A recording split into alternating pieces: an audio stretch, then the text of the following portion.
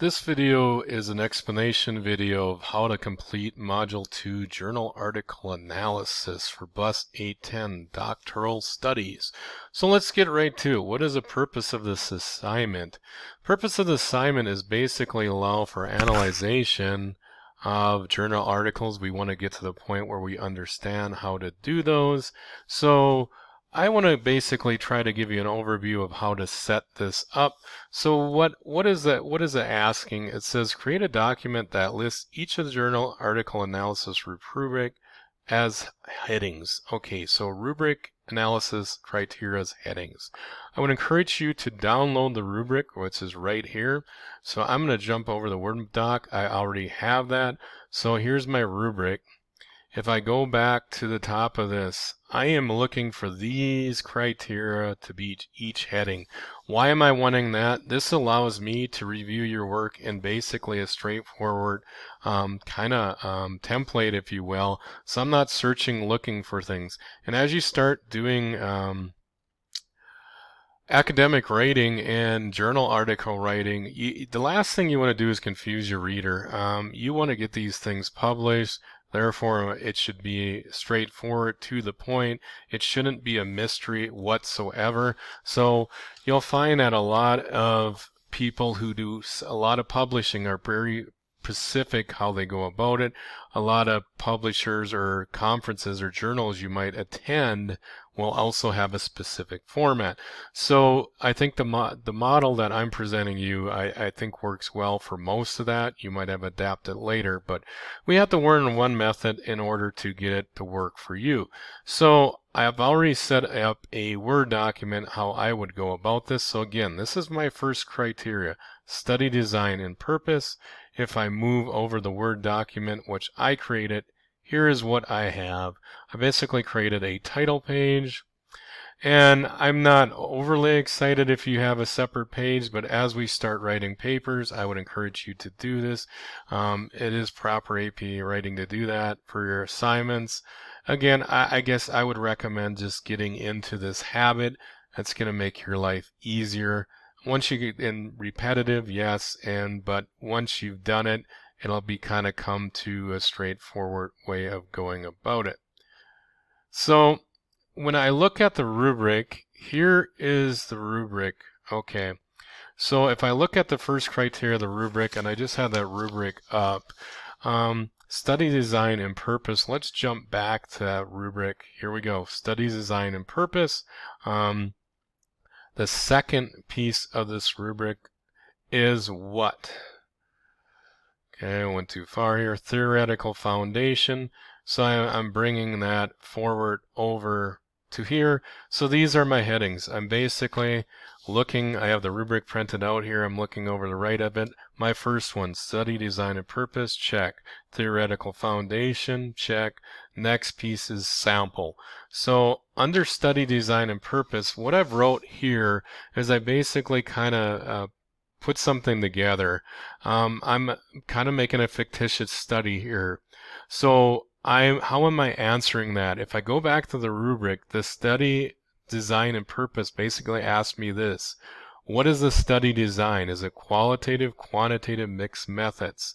So I have wrote, based on analysis of moral value article, I'm assuming that I have this article, or I'm pretending, if you will, that I have this article, moral and values article, and I've concluded that the study is qualitative.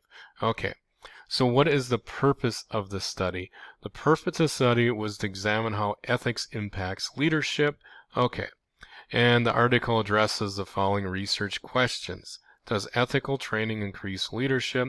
You can know I just pretty much left 2 and 3. I did not create or make up questions. But if I'm analyzing a journal article, there might be 1 question, there might be 2, there might be 3.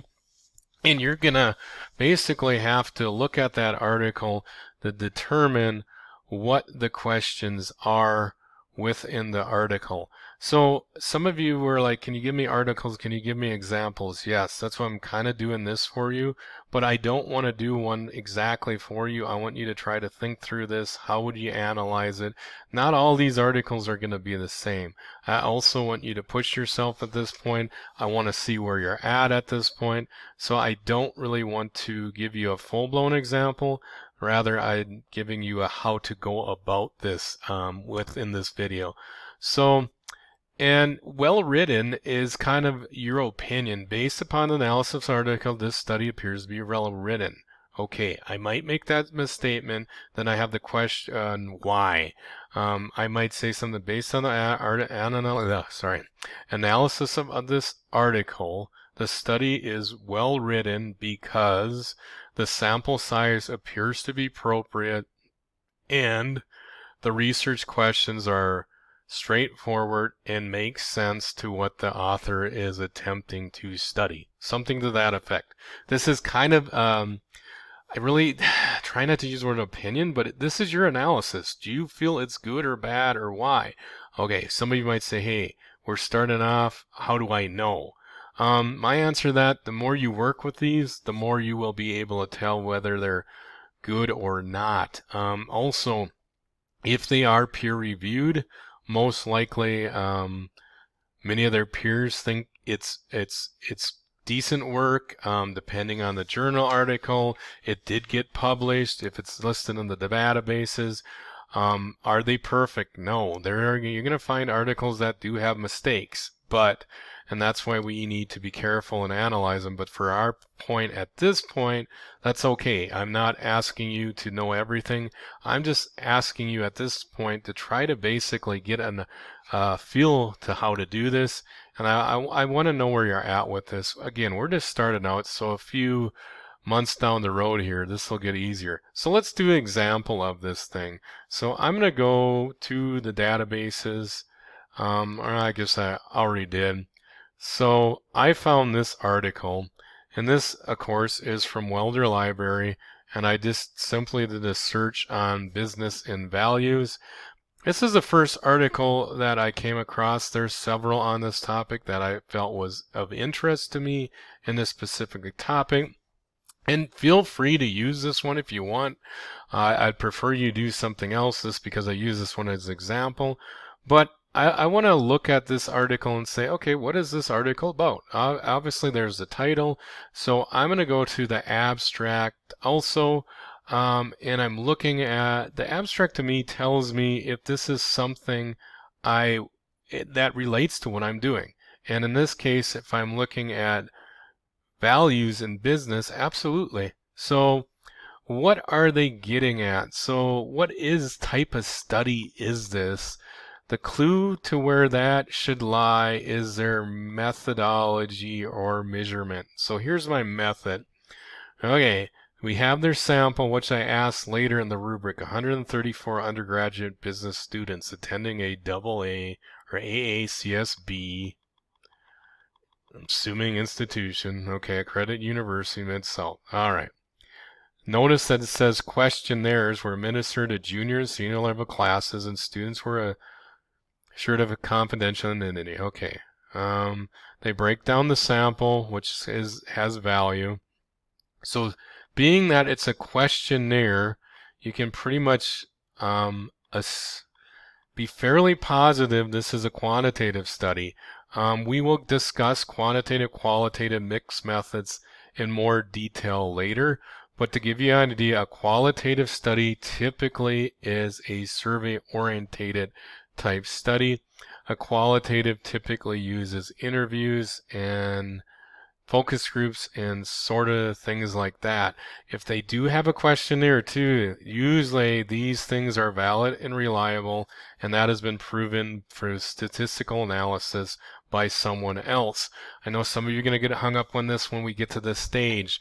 We really don't want to be building our own instruments. The problem with that is, do they truly measure? Are they valid and reliable? Again, I don't want to get the cart too far in front of the horse here, but we'll talk about that more. But for our purpose of analysis, if you're not 100% sure, you can say the study used a questionnaire, and based on it being a questionnaire, and it is my belief that this is a quantitative study.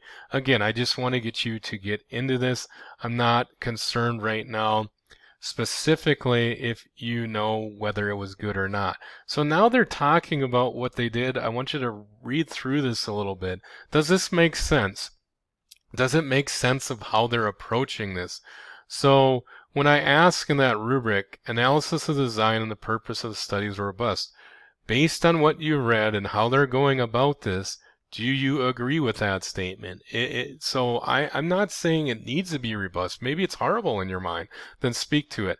So I'm basically trying to allow you the opportunity to basically analyze a journal article. If you don't know how to analyze one, you will never be able to really write one. So here's kind of their value dimensions. And we'll get into this more. And again, this is just starting out with week 1 here. So I really, or week 2, I really just want you to get your feet wet at this, give it a try, and start looking at these. It doesn't have to be perfect, but we need to move into these articles and do some analysis. Also for this assignment, you're comparing two. The reason you're comparing two is so you have two articles to kind of contrast. And I really, looking at this, your goal is to basically work through the rubric and try to find these pieces.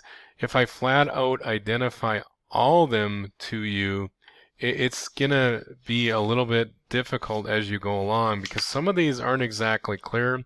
You'll notice there is going to be a little bit of redundancy in this rubric 2 versus the methodology. But we really want to look at what kind of tests in the methodology did they use. We're moving past quantitative and qualitative.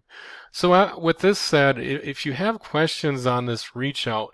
But I'm going to highly encourage you to basically follow the rubric, use the rubric as your checklist. Try not to get too stressed out about this. Put your best effort forward. That's what we're looking at. This will get easier as we move along with this. The point of this right now is basically to expose you to it.